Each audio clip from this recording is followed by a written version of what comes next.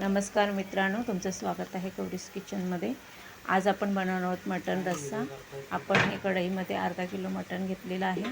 त्याच्यामध्ये आपण टाकलेले आहे दही 2 चमचे आणि थोडंसं मीठ।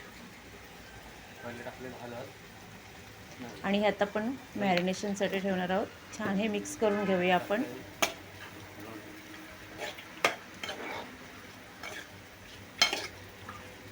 आता छान मिक्स झालेलं आहे। आता तेल तापत ठेवलेलं आहे गॅसवर। त्याच्यात आपण खडे मसाले टाकणार आहोत। तमालपत्री, लवंग, दालचिनी, काळी मिरी ते आपण टाकलेले आहे तेलात। आता टाकणार आहोत कांदा, टोमॅटो। हा बारीक चिरलेला कांदा आहे। मी 2 मोठ्या साईजचे कांदे घेतले होते आणि 1 टोमॅटो। छान परतवून घेऊया।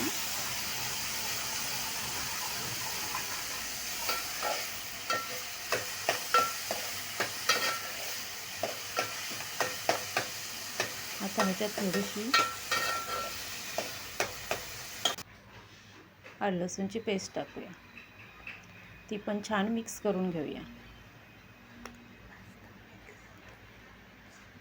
आता ही छान मिक्स झालेली आहे आणि कांदा पण नरम होत आहे।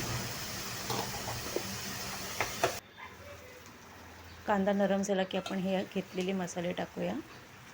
त्याच्यात मी हळद, गरम मसाला, मालवणी मसाला, कोल्हापुरी मसाला आणि कलरचा मसाला हे मसाले घेतलेले आहेत। हे छान तेलात परतून घेऊया आपण आणि त्यात मटण टाकूया जे आपण मॅरिनेशन केलेलं होतं दह्याबरोबर।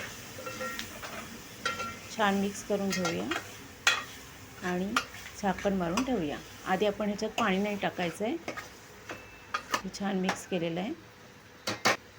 आपण झाकण ठेवूया आता आणि झाकणावर थोडंसं पाणी ठेवूया।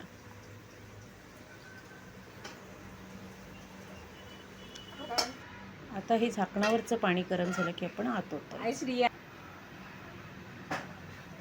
छान बघा, छान मटण शिजलेलं आहे। आपण वर कोथिंबीर टाकूया। हा मस्त झणझणीत मटण रस्सा तयार झालेला आहे।